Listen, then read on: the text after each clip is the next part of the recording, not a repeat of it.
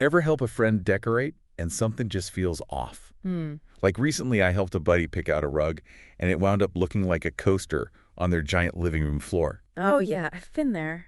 Scale, my friends, is everything. It really is.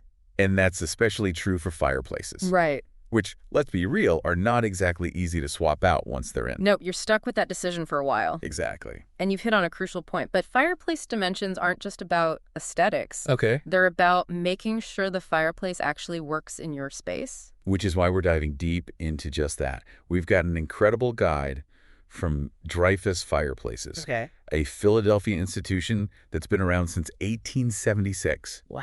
That's over a century of fireplace expertise. Yeah, what's fascinating is how much they emphasize the practical side of fireplaces. For instance, did you know that a properly sized fireplace can actually impact your energy bills? Really? Roughly 358,000 homes in the U.S. have fireplaces, and those fireplaces could be working with your heating system, Interesting. not against it. Okay, so beyond the cozy factor, we're talking about potential energy savings. Absolutely. Tell me more. It all comes down to heat output. Okay. How much heat the fireplace can actually generate. Right. If you have a massive fireplace in a tiny room, you'll be roasting marshmallows in July. Yeah, for sure. But if it's too small for a large space, it'll struggle to heat anything beyond your toes. So it's like Goldilocks in the fireplaces. We need to find the just right size. Exactly. I like it. Now, Dreyfus talks about standard fireplace sizes, Okay. which can be a helpful starting point.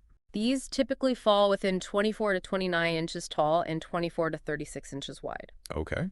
Imagine a square-ish TV screen that's roughly the size of the firebox, Got it. which is the opening where the fire actually is. Okay, that makes sense. But I'm guessing there's more to the story than just those standard dimensions. There's always more. Right. Remember, those measurements only account for the firebox itself, Oh, okay. not the decorative frame that goes around it, which is called the surround. Right, the surround. We'll dive into those a bit later, but for now, let's focus on finding the ideal firebox size for your space.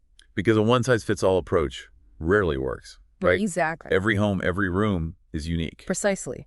And that's where Dreyfus gets really interesting. Okay. They actually recommend calculating the volume of your room to determine the minimum heat output you'd need. Okay, let's unpack that. Sure. We're talking length times width times height, right? Yes. That sounds a tad mathematical for my taste. It's simpler than you might think. Let's say your living room is 15 feet long, 12 feet wide, and 8 feet high. Okay. You'd multiply those together, then multiply by 4 to get an idea of the heat output you might need. Wait, we multiply by 4? Yeah. Is that some kind of fireplace magic formula? Not exactly magic, but it's a good way to get a sense of how much heat your room needs. Okay. Don't worry, it's not rocket science. Right. We're just aiming for a ballpark figure here. Okay, so let's say we've got this number, which tells us the heat output we're looking for. Right. Now what? You take that number and work with a fireplace expert Okay. who can help you translate it into an actual fireplace size recommendation. They're the pros. They've got the experience to make sure you end up with something that's just right for your space. That makes sense. Yeah. But we've been talking about the firebox itself. Right. What about the actual wall space? Sure. I mean, you don't want to end up with a fireplace that's like crammed in a corner, right? Absolutely. That's where the wall space versus fireplace section comes in. Okay. Dreyfus outlines a simple method for centering a fireplace on a wall. Okay. And it's all about making sure the fireplace touches the floor.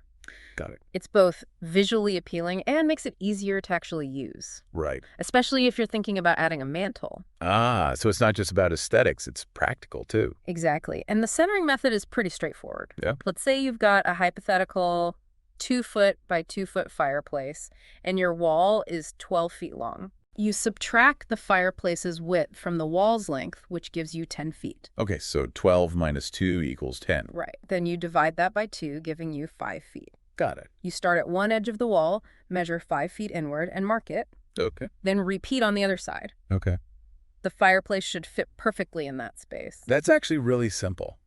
Yeah. I never would have thought about fireplace placement in such a precise way before. It's all about making sure you get it right the first time. Yeah, After all, a fireplace is a pretty permanent fixture. for sure. It's worth taking the time to plan ahead to ensure it's both functional and aesthetically pleasing in your space. You're right. But what about those modern fireplaces that aren't the traditional square shape? Right. You know, the long, sleek ones. You're talking about linear fireplaces. They're becoming increasingly popular because they offer a different look. Sure. And can work well in rooms with wide walls. Right. While they're short, usually around a foot tall, they can be 3 to 10 feet long. Wow. So they're basically like a long horizontal ribbon of fire. Yeah. That's pretty cool. It is, and they definitely offer a more modern aesthetic. Right. But the principle of centering and ensuring it touches the floor still applies. Oh, okay. Just with a different dimension to consider. Got it.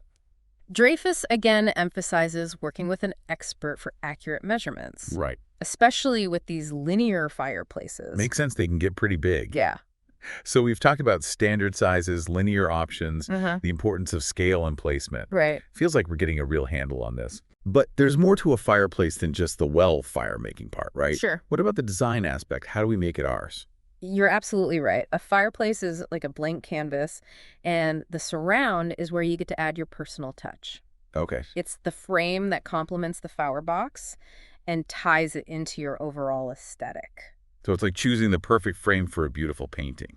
It Exactly. can really elevate the entire look. Exactly. And just like with picture frames, there's a ton of variety when it comes to fireplace surrounds. You can go with classic materials like wood or stone, or even something more modern like metal or tile. Okay. Dreyfus actually offers custom surrounds.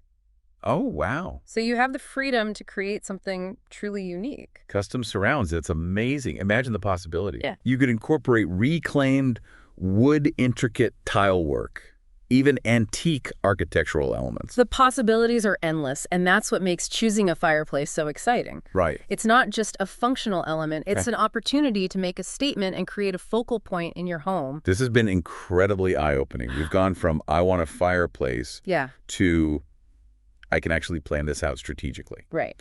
So as a final takeaway for our listeners, why does understanding all of this really matter? Because a fireplace is an investment in your home in its comfort and in its beauty. Okay. By understanding the ins and outs of fireplace sizing, placement, and design, you're empowered to make a choice that not only enhances your space, but also brings you joy for years to come. I couldn't have said it better myself. Yeah. Now, here's something to consider. As you embark on your own fireplace journey, we've learned that Dreyfus also specializes in garage doors. Right. Just like choosing the right fireplace size can transform a room, how can the right garage door impact your home's curb appeal and even its value? Something to ponder until next time. Happy designing.